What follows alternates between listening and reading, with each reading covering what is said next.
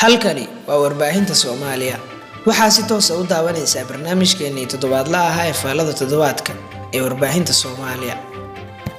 annagoo ugu hadalno waxyaabihii ugu muhiimsanaa ee dhacay toddobaadkaasi qodobada barnaamijka waa maxay dagaalka u dhaxeeya hay'adda NISA iyo wariye Haaruun Macruuf galmudug oo dib u midowday 148 maxbuus oo laga sii daayay xabsiga Muqdisho kadib markii madaxweyne Farmaajo cafis u fidiyay xafiiska Xasan Cali Khayr oo wada qorshe lagu soo celinayo madax dhaqameedka Somaliland xaaladda coronavirus ee Soomaaliya iyo ra'iisul wasaare Khayr oo looga cabsi qabo iyo Al-Shabaab oo war ka soo saaray cudurka coronavirus waxaan ka codsanayaa inta aan guda galin faahfaahinta warka haddaad ku cusub tahay kanaalka ku soo biiro subscribe dheh sidoo kale inoo muuji calaamadda kiiritaanka ee like si aan ugu faraxno hore ugu socono waad mahadsan tahay haddaynu ku bilowno qodobka koowaad hay'adda nabadgelyada Soomaaliya ee NISA ayaa ku eedeysay wariye Haaruun Macruuf inuu yahay mid khatar ku ah amniga qaranka ayna tallaabo sharci ah ka qaadi doonto Haaruun Macruuf wuxuu ka howlgalaa VOA waana soo saaraha barnaamijka galka baarista oo lagu falanqeeyo inta badan siyaasadda dawladda iyo weerarada argagixisnimo ee ka dhaca gudaha caasimadda iyo gobolada eedeynta NISA ayaa xilli wariyuu baariyay xiriirka ka dhaxeeya madaxa dawladda Al-Shabaab iyo dawladda Qatar oo lagu eedeeyo inay taakulayso ururka argagixisada Fahad Yaasiin oo ka cabsi qaba inuu Macruuf arrimo badan daaha ka qaado ayaa cabsi gelin iyo cogjoogleen isugu daray arrintan ayaa waxaa siyaabo kala duwan uga hadlay siyaasiyiin iyo suxufiyiin kuwaas oo tilmaamay in NISA marin habaaminayso xogta uu wariyuhu soo bandhigo qodobka labaad madaxweynihii hore ee galmudug oo lagu soo dhaweeyay magaalada Dhuusamareeb ee xarunta galmudug ayaa sheegay inuu u tanaasulay danta shacabka galmudug wixii horena ay ahaayeen waabsi aynan jirin galmudug oo dambe oo kala qaybsan madaxweyne Qorqor oo markii hore u muuqday mid ay wadatay xukuumadda nabad iyo nolol ayaa haddana u muuqda madaxweynaha bulshada khilaafka hareeyay ee galmudug qodobka saddexaad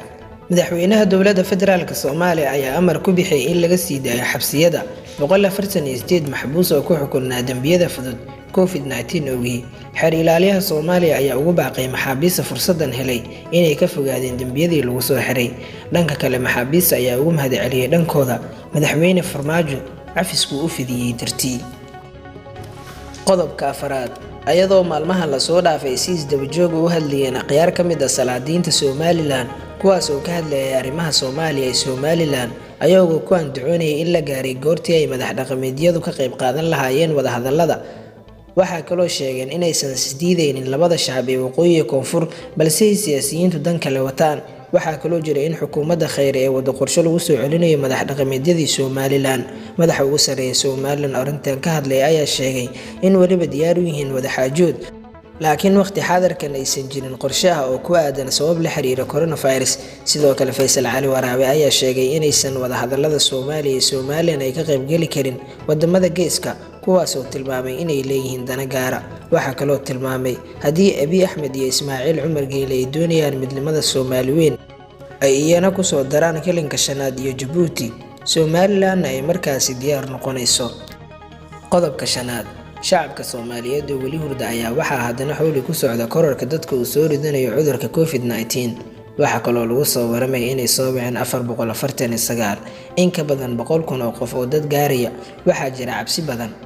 wasaaradda caafimaadka ayaa ku dhawaaqday in qofkii ugu horeeyay uu geeriyooday cudurkan ee gudaha Soomaaliya uu ahaa da'ada 80aad oo ku noolaa gudaha Muqdisho la geeyayna dhowr isbitaallo ugu dambeyntii wuxuu ku geeriyooday isbitaalka Aadan Cadde waxaa la karantiilay dhammaan howlwadeennadii isbitaalka Aadan Cadde waxaa kaloo la helay 4 kiis oo cusub oo 2 ka mid ay yihiin saraakiil ka tirsan wasaaradda caafimaadka ayaa hadda baadigoobaysa 4taas qof dadka ay xiriirka la lahaayeen ra'iisul wasaare Xasan Cali Khayr ayaa la kulmay 2 ka mid ah dadka hadda laga helay cudurka sida ogeed waxaa lagu wadaa in la karantiilo si degdeg ahna loo baaro isbitaalada ayaa hadda noqonaya meelaha ugu badan ee cudurkan lagu arkay tirada guud ee hadda Soomaaliya ayaa maraysa ku dhawaad 22 kiis oo intooda badan yihiin dad ku nool gudaha Muqdisho haddii aad isku aragto qufac qandho iyo indhiso iyo calaamado kale ee cudurkan si degdeg ah u wac 449 halkaasi waxaa ah dhalin heegan ah mar waliba qodobka lixaad Sheekh Fuad Shongale ka mid ah culimada ugu waaweyn ee Al-Shabaab ayaa fatwooday in cudurkan uu yahay mid Ilaahay u soo diray gaalada oo lagu ciqaabayo. Sidoo kale waxay sheegeen in cudurkan nafiyay Mareykanka oo muslimka dhib badan ku haya. Fuad ayaa Mareykanka uu isaga qudhiisa dhibaato ku geystay. Mareykanka ayaa weeraro iyo duqeymo cirka la beegsaday Al-Shabaab, waxayna uga dileen horjoogayaal badan oo ka mid yahay amiirkoodii hore Axmed Gudane. Wararka kale oo soo baxay ayaa sheegay in Al-Shabaab iyo dowladda wada hadal ku yeelan doonaan magaalada Doha ee xarunta dowladda Qatar bilowga sanadkan ina soo aadan. Al-Shabaab oo arintaasi aqbalay laakiin shuruud ku xiray. waxaa halkaasi noogu xig barnaamijkeennii toddobaadlaha ah ee Faalada Toddobaadka ee warbaahinta Soomaaliya. haddaad ku cusub tahay kanaalka ku soo biiro subscribe dheh, sidoo kale fiidiyowga like saar haddii aad ka heshay si ay noogu noqoto dhiirigelin.